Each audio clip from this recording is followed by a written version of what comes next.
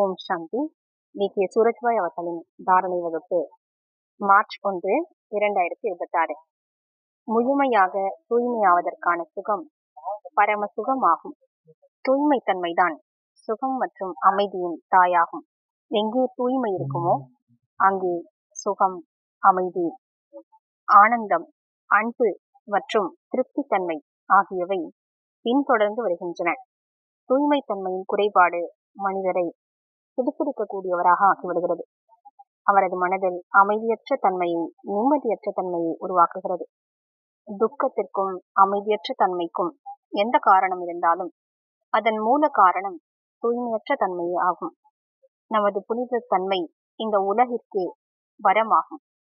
நமது தூய்மை தன்மை இயற்கைக்கே சக்தி அளிப்பதாகும். இயற்கைக்கான சத்துணவாகும். நாம் எந்த அளவிற்கு தூய்மையாகிறோமோ ஈஸ்வரிய காரியத்தில் அந்த அளவிற்கு உதவி கிடைக்கப்படுகிறது. காம விகாரத்தினை முழுவதுமாக அழித்துவிட வேண்டும். அதன் சூக்ஷ்மமான ஆசைகளை கூட முற்றிலும் துறந்துவிட வேண்டும். உறுதியான எண்ணத்தை உருவாக்குவோம். நான் இதனை முழுவதுமாக துறந்து விட்டேன். இனி இது எனது சப்ஜெக்டே கிடையாது. மிகுந்த மகிழ்ச்சியோடு தூய்மையை தாரணை செய்வோம். இன்னும் 5 ஆண்டுகள் அல்லது 10 ஆண்டுகள் தான், பிறகு விநாசமாகிவிடும். அதனால் எப்படியாவது தூய்மையை கடைபிடிப்போம். இது பாபாவின் கட்டளையாயிற்று, அதனால் கடைபிடிக்க வேண்டும் என்று வேண்டா வெறுப்பாக கடைபிடிக்க கூடாது. இல்லை, நமது உண்மை தன்மையே தூய்மை தன்மைதான். தூய்மையே நமது இயல்பாகும். நாம் பரந்தாமத்தில் தூய்மையாக இயல்பாகவே இருந்தோம். சத்தியவத்திலும் நாம் இயல்பாகவே தூய்மையாக இருந்தோம். தூய்மை தன்மை மிகப்பெரிய விஷயமாகும். ஆனால் அதனை தாரணை செய்வதை பற்றி மனோ தத்துவ விஞ்ஞானிகள் தவறான விஷயங்களை கூறிவிட்டார்கள். அவர்கள் காம விகாரம்தான் மனிதரின் இயல்பு என்று கூறி மனிதரை இருளில் தள்ளிவிட்டார்கள். காமத்தின் இச்சைகளுடைய பள்ளத்தில் தள்ளிவிட்டு விட்டார்கள். இதன் காரணமாக மனித குலத்தின் கலாச்சார சீரழிவிற்கு காரணமாகிவிட்டார்கள். ஆனால் இப்போதோ சுயம் பகவான் நேரடியாக வந்து தெளிவுபடுத்திவிட்டார். இல்லை, தூய்மை தன்மையே உங்களது இயல்பாகும்.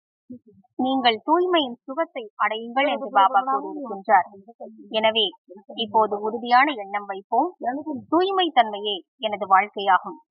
ஏதோ வீணான எண்ணங்கள், வீணான உணர்வுகள் தோன்றுகின்றன என்றால், கடந்த காலத்தின் நினைவுகள் தோன்றுகின்றன என்றால், அல்லது உலக சூழலின் தாக்கத்தின் காரணத்தினால் ஏதோ சுயத்திற்குள் எதிர்மறை தன்மை தோன்றுகிறது என்றால், கனவுகளில் ஏதோ தொந்தரவு ஏற்படுகிறது என்றால், அவை அனைத்தையும் வேகமாக முடித்து விடுவோம்.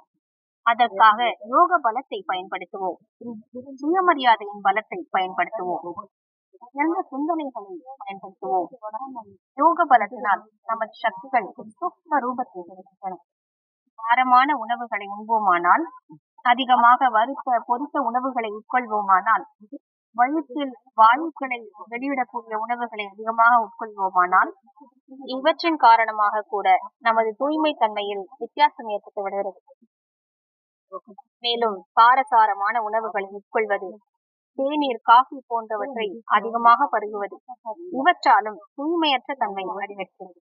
பாபா வெங்காயம், பூண்டு போன்ற உணவுப் பொருட்களுக்கும் தடை விதித்திருக்கிறார். ஏனென்றால் அவை விகாரத்தின் ஆசைகளை தூண்டிவிடக்கூடியவையாகும். எனவே நமது தூய்மையின் சக்தியை அதிகரிப்போம். எந்த அளவிற்கு தூய்மை அதிகரிக்குமோ அந்த அளவிற்கு யோகத்தின் சக்தியும் அதிகரிக்கும் என்று முழு நாளும் பயிற்சி செய்வோம். நான் தூய்மை தன்மையின் தேவதையாகும். நாலாபுறங்களிலும் தூய்மை தன்மை, சுகம், அமைதி நிறைந்த ராஜ்யத்தை படைப்பதற்காகவே இங்கு நான் அவதரித்திருக்கிறேன். நான் தூய்மை சக்தியின் சூரியனாவேன். மேலும் ட்ரில் பயிற்சியை மேற்கொள்வோம். பாபாவிடம் பரந்தாமத்திற்கு சென்று அமர்வோம். சிறிது நேரம் அவரது சக்திகளை தெரிவித்துக் கொள்வோம். சிறிது நேரத்திற்கு பின்னர் கீழே இறங்குவோம். சாக்கார உடலில் பிரவேசமாவோம். குருவ மத்தியின் சிம்மாசனத்தில் அமர்ந்து விடுவோம்.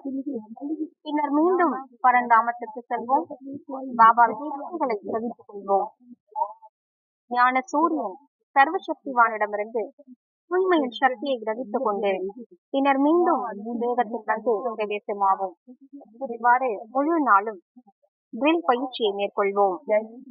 இந்த ட்ரில் பயிற்சியை காலை வேளையில் 10 முறைகளும், மேலும் ஒவ்வொரு மணி நேரத்திலும் 2 முறைகளாவது பயிற்சி செய்வோம். அப்போது நல்ல ஒரு யோகத்தின் அனுபவம் ஏற்படும். ஓம் சாந்தி.